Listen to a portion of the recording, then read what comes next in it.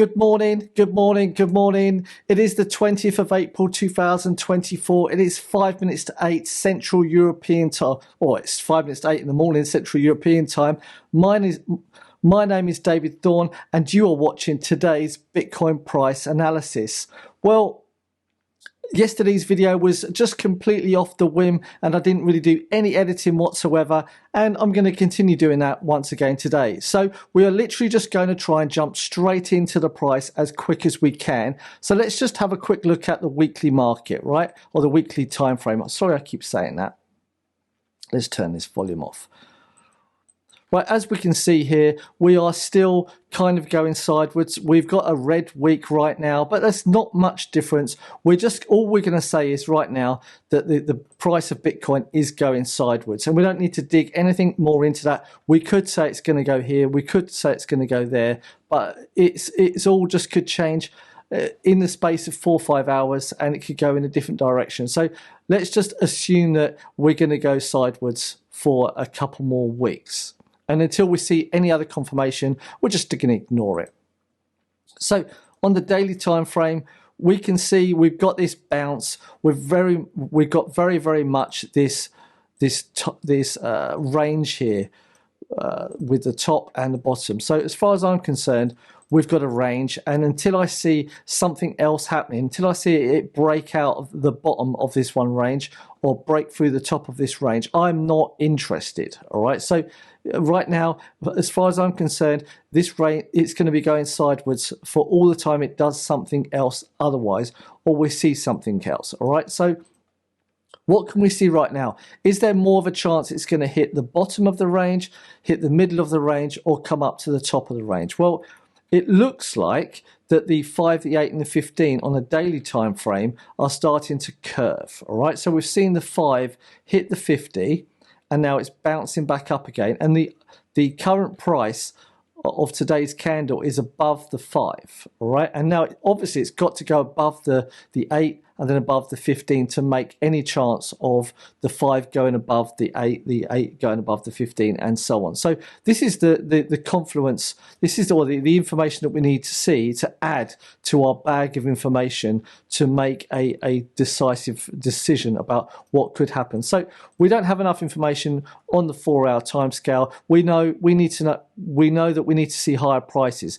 Now, if we're not going to see higher prices, then we would expect the price to close beneath the 50, which would then push the price down to the likes of the 57,500 once again. But we need to dig deeper to see this. Now, before we start jumping in a little bit further, I just want to remind you, everything that I say in this video is not financial advice, right?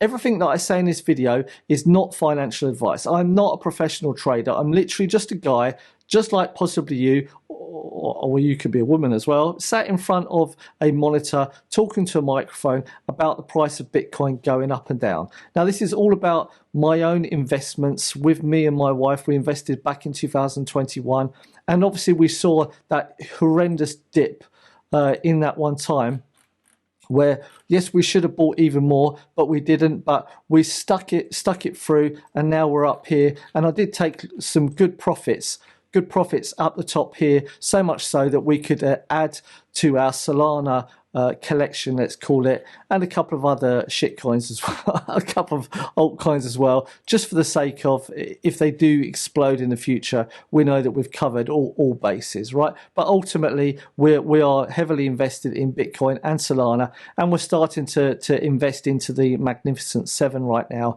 Tesla, CleanSpark as well, the CleanSpark and Riot, and also Intel a little bit, and Apple a little bit. And when the likes of Meta and the other ones that are super overbought right now come down, we'll start buying into them when they go down. But right now, we're just concerned about Bitcoin. But we know that the S&P 500 has been going down. We know that the oil price has been gone down slightly, and we know the interest rates are going up. So right now we're interested to see how the Bitcoin market is going to play with this. Now, we've seen that there was some geopolitical situation during the night, but it hardly rocked Bitcoin whatsoever. Now, if we just look at the 4-hour time frame during the night, Okay, it might have had a little bit of a dump down to the bottom. I'm guessing that was this geopolitical situation that's rocking the market slightly. But in all fairness, it did nothing. I mean, okay, if we measure this, it did 4% in the space of an hour. But you know, I'm sorry, this is Bitcoin. This is what Bitcoin does, and it went back up again. So, sorry, that was Friday morning. We want during the night time. During the night time, yeah, it was nothing. It was nothing whatsoever. It hardly touched it. So we can see that if the people are thinking that this is going to rattle Bitcoin, it's not going to rattle Bitcoin, and the markets weren't open anyway, so it doesn't really matter. But when we look at the drop that we had last Saturday, that made a bit of an impact. But I don't think, you know, you can fool me once, you're not going to fool me twice. And I think that's what Bitcoin has said right now, is you can play around all you want making the threats, but Bitcoin, we're not gonna take your bait. So right now, the only thing that we're looking at is to see, are we going to make higher prices? Well, it is looking positive right now on a 4-hourly basis. Now, but we need a couple of strong candles to push through to this region up here. And that's really all we need to say, is if we don't see some real strong push through here, and the candles need to close, then I would expect we're going to come to the top. It's going to then come back down again and test possibly this middle area. So that's all I'm going to say here. We need to see a couple of strong 4-hour candles today to push through this and close above the 200. And if we don't see that, it ain't going to happen today. So on an hourly timeline, we can see that there is some movement, but these light green candles show literally no volume whatsoever. Now, if there are no people selling in this area, there's no people taking the other side of the trade. So this could be a good thing. We could see that the price could spike through this. If there's no one selling on these wicks here, because the markets are closed, we could see this pump straight through quite easily up to the top. But we would need to know there were no sellers in the market for that to push through, and there are some buyers. You know, the buyers need to overcome the sellers. So that's definitely something to keep on note. But once again, we would need to see firstly the price of Bitcoin close above the 200, and then in the hour after that we would need to see it push and close with inside these wicks, and then see it push above the 300 and so on, to make, let's call it, a new high relative to this one peak here. So if it can close above here, then we should see a movement coming up to the next peak here as well. So this is incremental movements.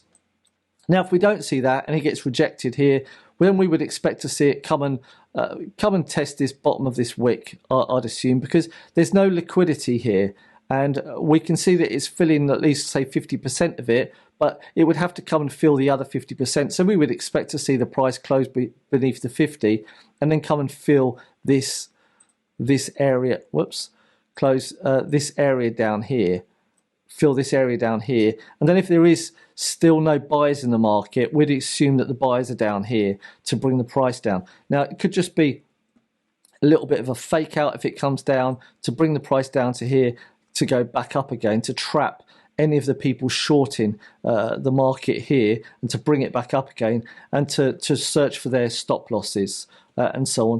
Because if they've sold here, their stop losses are buying, and the buyers will push it back in again. So, you know, there could be that, well, we see there's a lot of people buying down here, but if there's a lot of people buying down here, then there could have been a lot of people shorting it down here as well. And that's the other side of the market because of their shorts, that they went in thinking that it's going to dump down even further. So this would be interesting. But right now, I mean, the way the market is going, we have to respect the direction of the market. And the market tells us right now it's going down. It's trying to go back up again, but the sentiment right now, if we jump over to the fear and greed index, the fear and greed index is on 66, so we still have greed, but when we go over to the markets one, we see that 31, so we're on fear, pushing close to extreme fear. And I'm more reluctant to believe in this one more than the euphoric cryptocurrency one, because at the end of the day, we care about the people with hundreds of millions or even billions that are putting into the market. We don't care about the people putting in thousands, because they're not going to even rattle the market. I mean, when we look at coin market cap, we see that Bitcoin market cap is 1.13 billion trillion here. So a few thousand is not going to rattle it. We could probably sit here and watch this last number. There it went up. It's not worth looking at, because these numbers are changing quicker than anything. It probably, whilst I'm speaking now, it will go back down again to say 600, 800. So we only really care about this last number, this 7.5 or something here. So at 7.3 it went down a humongous amount. So we really need to be looking at these three numbers here to see any form of movement in the market. Now, with that said, the altcoin season is moving further away from being an altcoin season, closer to a Bitcoin season. But we saw there was a little bit of a dip. Is this moving back up again? I doubt it, but only time will tell. And obviously the Bitcoin halving now, if we come and look at it, it is obviously halved, and we don't see any timer anymore. Was that all sell the room, buy the rumors, sell the news? We really won't know until probably 12 months or probably 4 years to be able to tell us what actually did happen and what could we expect. Oh, should we expect higher prices? Absolutely. I mean, but we need to sit back and wait for this to happen. But first of all, are we going to be able to buy Bitcoin at a discount ready for this next move? This is what we need to be looking at right now. If you've already invested into Bitcoin, then it should be just a case of sitting back now, waiting for the next 18 months and seeing how high it goes, probably for the next profits. Now, I really, if we do touch this line up here, this is my philosophy now, because if it comes down, we see this area, but right now we just, if it comes down, we need to see how much further it is going to go down first, because this is a consolidation. We could expect 2 or 3 movements down. So, you know, when you look at this here, we need to understand what could happen. And if we say that, and I'm just going to make this up right now, if we say that this is a step, right? And then we say this came up to here. Let's say this whole thing here is a step, right? And this was part of the step. And then we had this slight breather here, and then we're calling this, let's just assume this is the top, all right? And that we want to see at least 2 out the 3 steps taken out. Then we're talking about coming back down to say 36,000. So we would expect to see, let's say, like step number 1, and then, is this going to let me copy it today? It didn't look. And then let's say step number 2, and then say step number 3, and then the final spike down. So we would expect to see like a little bit of a correction, a little bit of a move down, and this could go up and down sideways. This could take 6 months, could take 6 weeks, who knows? But if we are expecting the prices to go down, then how many steps is it going to take before the momentum runs out and then comes back up again? When you look here, we saw like step 1, step 2, step 3, and then the final dunk at the bottom. So could we expect to see this type of move again? And if you are, then you know this is the area here where you'd want to be buying in heavy, because this was the area here at 15,000 where everyone should have been buying in heavy. So the question is where are those points going to be over the course of this halving? And that was obviously 2022. So somewhere in the middle, you know, over here, December 20, I don't know when it was, but over here somewhere, there's the halving there, and it boomed up and it came back down again. So really the only thing that we're concentrating on is this, because that's the only movement it had really between halvings, right? And yes, okay, it came up here, but we care about finding the bottoms. So because the bottoms are the place where you can invest, the top is the place where you can sell. So we can see that we could have bought here and then, sold here and then sold here. So these are the areas where you can take profits, but you need to find the areas where you can buy in at a discount, ready to sell at a premium at a later stage, because the only people that make money from Bitcoin are the people that sell Bitcoin. So it's all well and good thinking about where the price of Bitcoin is going to go in the future, but at one point you're going to run out of Bitcoin, so you need to reload back up on Bitcoin to sell at a higher price as well. Now, if you could keep the amount of Bitcoin that you've got, and you have an amount of Bitcoin, and then when it goes down, you add some more, and then you try and sell it off all the time. So the amount of money that you're buying and selling is always just your profits. And this is what my mindset is when can we buy back in again? But I've changed my perspective on things right now, and because I don't believe in the financial system, right? But that doesn't mean to say that I have to go against it. If we know they're going to continue to print money, to put interest rates up, do all sorts of rubbish. Let me have a drink of my coffee.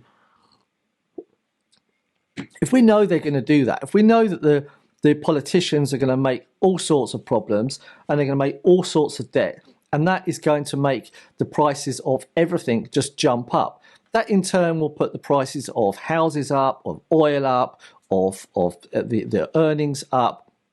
They'll need new factories, they'll need new this, there'll be more people born on this planet, they'll need more food, people get more lazy, the price of Netflix goes up, the price of this goes up, and so on. So we know over time the price is going to go up. But does that mean to say that your money in your bank is worth the same? No, it's worth less now because they inflated the price.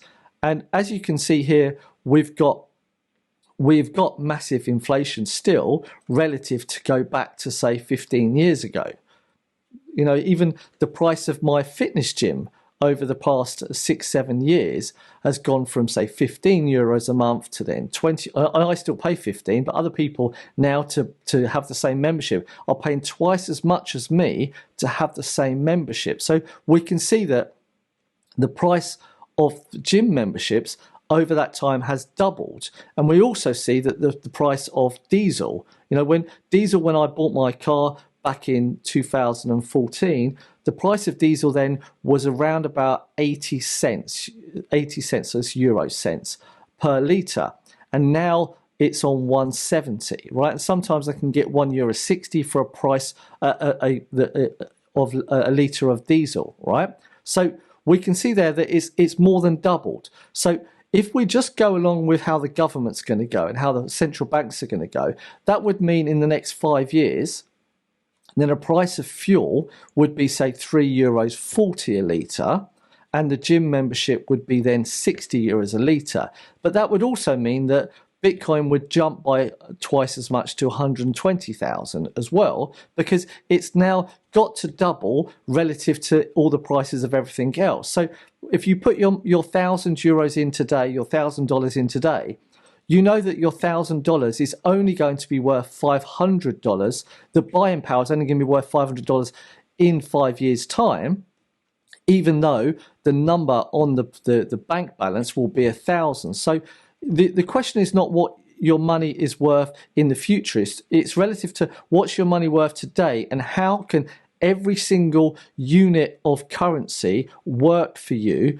over that 5 years. Because if you spend it, it can't work for you. All right, this is my mindset. So if you want 1,000 employees for you, let's call them units of currency, a dollar, a yen, a euro, those are your workers. And if you invest those workers into Bitcoin or into Tesla, into stocks that have growth, where you know that company is going to expand over the next 5 years, you know that every single unit of currency is going to increase in value because of their growth.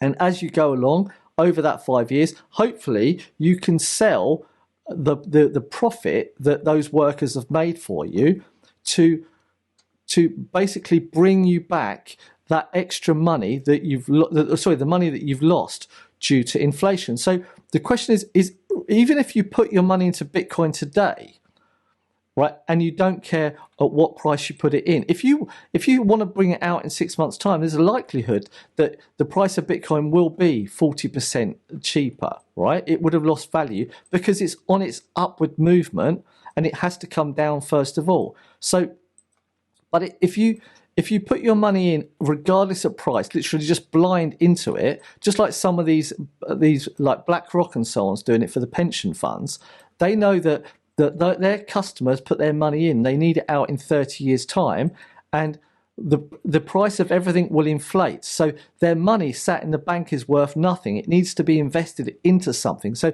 this is the mindset that you need to get in your head, is that it's long-term investments. And when should you buy in? Now, the money is sat in my bank account right now, ready to reinvest into Bitcoin. It will go back into Bitcoin, but I will wait to see if it goes down. Now, if it does go up a lot and it happens fast, I'm not going to sell at the first good opportunity, because that's why I sold here, and here a whole bunch of times, but in small pieces, right? I didn't sell in massive pieces, but I sold there because I bought at, like, say 50,000, 40,000, 39,000 and so on. So I had good profits.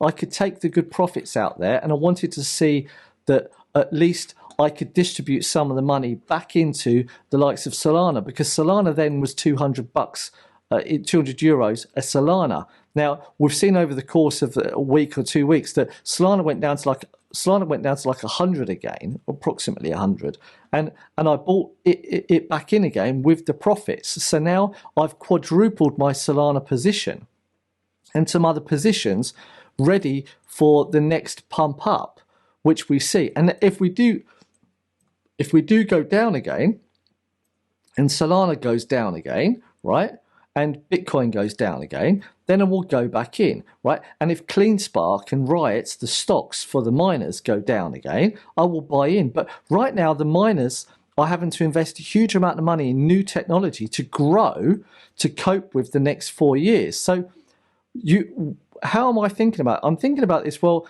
the price of Bitcoin now, we don't really care about, and I might sound weird, we don't really care about the price of Bitcoin today, because it's of no relevance, right? Is it going to go up? Well, of course it's going to go up. It's going to go up with inflation. Everything's going to go up with inflation. But we're now looking at quarterly level. So October 22, and if we just draw a line, say from Jan 20 through to, let's just say Jan 2024, right? And let's go from the bottom, and let's just keep drawing the line up. So we've just got constant growth. We're not going to make it exponential growth, just constant growth. And this isn't a huge growth really when you look at it. So if we go to 2028, Jan 2028, let's find that. There we go, nearly there. So we are on 47,000 now. Relative to this here, this was on 7,000. And when we touched here, this was on 22,000. So we come up here, we see that we're on like 45,000 or something. But we're taking into account that it's overbought here and it will come down again. And what is the worst case scenario? Because you don't care about the best case scenario. You want to know what's the worst case scenario, is that at any point in the future, my money is going to be worth X. And as long as that X is more than your expectations, if it's less than your expectations, you're going to have less money than you required. But your plan needs to be, when I am 65, when I am 70, I need a minimum of this amount of money in my pension or in my savings or in my investments and so on. Anything more is a bonus. So, and you always want some residual cash left over for rainy days, for emergencies, the money that you actually need. You don't want to be taking it out of your investment. So this is the way that I think now, is that save your money this month and invest it with risk, right, for in 6 months' time. And if you can take your initial investment out, your principal investment out in 6 months' time, what have you got left over? And if you can take it out, you've still got that principal investment. But you need to now work out over that 6 months, how much inflation did you have? how much has that money been debased over the 6 months? So it can be that if you invested $500 in January and you took it out $500 in June, July, right? How much inflation have you had? Well, if there's a 3% inflation, that would mean you need to take out an additional 3% on that money, because your value of your 500 has been debased by 3%. So you need to take out even more of that. So as long as you've got now more than 3% of your money, as long as you've got more than 103%, you've now got profit, and that money can grow by itself, ready to reinvest once again. So this is what I'm trying to say, is that the picture now with the Bitcoin halving over, we saw now where it started. So we now need to predict where it's going to start on the next one. And when we come back to the Bitcoin halving once again, which was around this time here, I'm guessing, then it went up with the euphoria, come back down again, and then we had problems in the world and it came back down. So we've got to expect over the next 4 years for other financial crises to happen. And right now, the S&P 500 is overbought. It's coming down again. It's had like maybe a 4% or a 5% correction so far. If we come and have a look, it's had,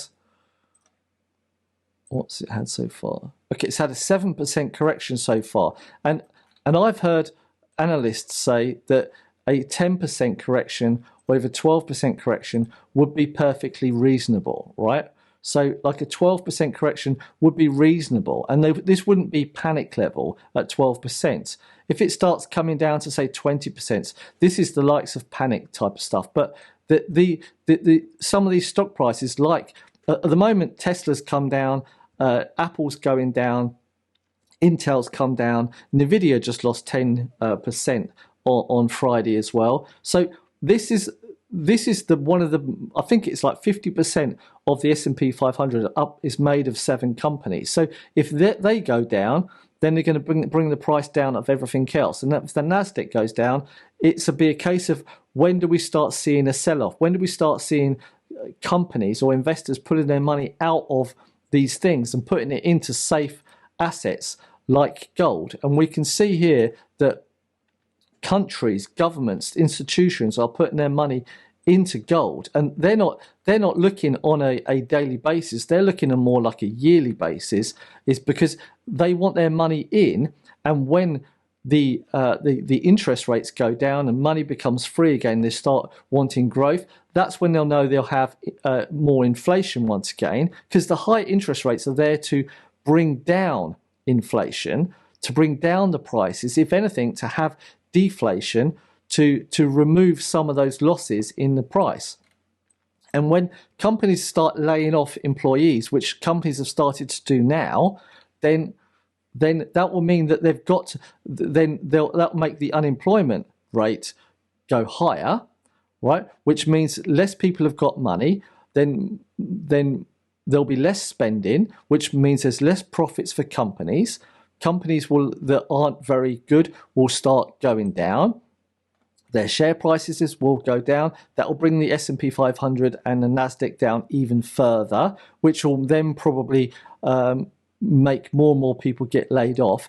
This will slowly but surely make the economy go down, which will make the Fed or the central banks then have to start thinking about lowering interest rates to a point where it makes money more free again, or easier to borrow, so companies can start growing, people can start taking credit out again to spending more money, that this whole cycle can begin once again. So until we see these interest rates coming down, right? At the moment, people have got like real cheap, well, they can lend money to the US government for 2 years, and over 2 years period, they can get nearly 5%. Let's just call it 5% interest on their money, right?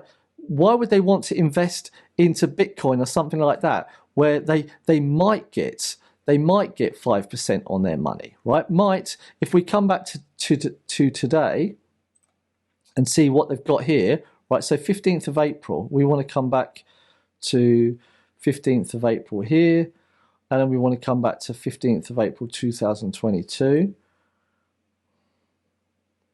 approximately there. So there, okay, there's a 50% increase. It says minus because that's the way that we went, but there's a 50% increase there. But if we then went back just 1 year, you see there was an increase. If they had invested their money down here, right, then they would have made money. But if they'd invested their money up here, they'd have lost money. They'd lost a lot of money, and then they'd have another year to get it back. So that's high risk, right? High risk. And if they've got their customers' money or their pensions, their employees' money in it, they need guaranteed confirmation that they're not going to lose their money. You know, that initial investment, and that they're going to get interest payments made on it as well, because no one wants to take their employees' pensions and throw that money away. Some people do, but that's called risk, and it's just called idiocy. So you can see that some of these big companies, they will put their money into the yields, the government bonds, to have certainty that they're going to have at least a 5% return on their money, and that over 2 years, hopefully, the inflation is less than the 5%, which means that they would be in a profit. Now, if over 2 years there's more than 5% inflation, then they'd have actually lost money there. So this is how you need to think as well with your money. You need to think is, what can I do with my money today to make it worth more in the future? Because right now, by buying a television is going to be a television, right? That's fine if you need one, but it doesn't mean to say that it's going to make you any money. So look at Bitcoin today with the halving. The first halving day number 1 over the next 4 years is you can put, and this is not financial advice, you can put your money in absolutely blind today and don't care about the money. But think about it. Your money is going in for the next 4 years, and don't take it out for the next 4 years. And the likelihood is you can sell 50% of your Bitcoin in 4 years, right? And still be in profits, and take that money and then put it aside for whatever it is that you need to buy over the 4 years. That's your principal investment, and you can take that money and now know this can offset any inflation that you've had over the 4-year period as well. But we don't know how much Bitcoin will go up over the next 4 years. But what you do know is if you've got 50,000 euros, dollars, or yen or whatever in your bank account, and you leave it there over the next 4 years, that 50,000's buying power is probably going to be about 35,000. So you need to find some way of getting that 15,000 back again over the next 4 years. All right. With that said, this video hasn't really been totally about Bitcoin, but it's been about the utility of Bitcoin. We don't really care as long as the sentiment and that people have the same agreement that Bitcoin is there, not as a safe haven asset like the bonds and like gold, but it's there as a hedge against inflation, because we know that people are putting their money into this now, such like BlackRock and also Grayscale. They're taking their customers' money and putting it in, and the money that they've put in right now is, I think it's like 0.3% or something of their total invested money that they have. And the total invested money that they have is about 1 trillion. And so 0.3% of 1 trillion, get your calculator out and work out what that is. And if they turn that around to invest 5% of it, think what price Bitcoin is going to be. And this is only one company investing. And the bond market in America and the housing market in America, right? And this is just America, is worth, the numbers we're talking about are astronomical. And when I use the word astronomical, I mean the distance between our planet and another planet to the next solar system, so on. These are astronomical units because they have to be measured like that because they're so big. And the numbers that is invested into Bitcoin right now compared to these other funds, these other bonds, the housing market, it's astronomically, the difference is astronomical, all right? So when these people say the price could go to 300,000, 1 million, 2 million, it all depends upon the rest of the world, how they treat Bitcoin. But I don't see my money, I'm talking about my money now, losing any value over the course of 4 years. I see it making money, right? And if it makes lots of money, then so be it. With that said, I'm going to do my advertising here now because it's my channel. If you are new to my channel, right, and my browser wants to work,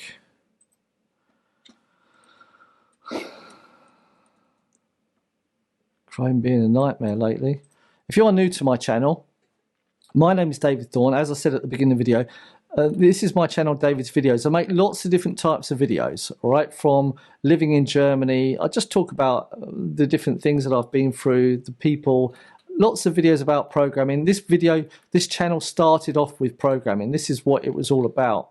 And now I've just expanded it to much more. The name of the channel was Thorne Web Design in the beginning, but I renamed it to David's Videos because it's my channel and I make videos about what I want to make videos about. And right now we're making videos about the Bitcoin price. So I'm keeping a log of all of my transactions, or all of my thoughts about why I'm doing stuff. And I've not talked about my transactions, sorry, but I'm keeping a log for me to justify what my private transactions are and why I'm doing it. And if my wife asks me, why did you do that? I can go back to the day and I can say what was in my mind at that one time, and what was I thinking, what was I feeling, and so on. So if you are interested to look at these, then come and check out the playlist. They're all here and they're annotated with how much change the price had, whether it went up or down, the open and close price. I try to stay very objective about it all the time. Yeah, so with that said, thank you very much for watching, and yeah, stay vigilant, stay safe, and yeah, invest your money cleverly. You know, this is the whole point. Anyone can throw their money into crap, and anyone can burn their money and just give it away. But if you're looking to invest long term, then invest without emotions as well, and be objective the whole time. Trading is not for emotions. Okay, if you can't cope with losing some money, don't trade. Right, don't put your money into Bitcoin. All right, with that said, thank you very much for watching, and I will see you in tomorrow's video. Ciao, ciao, bye bye.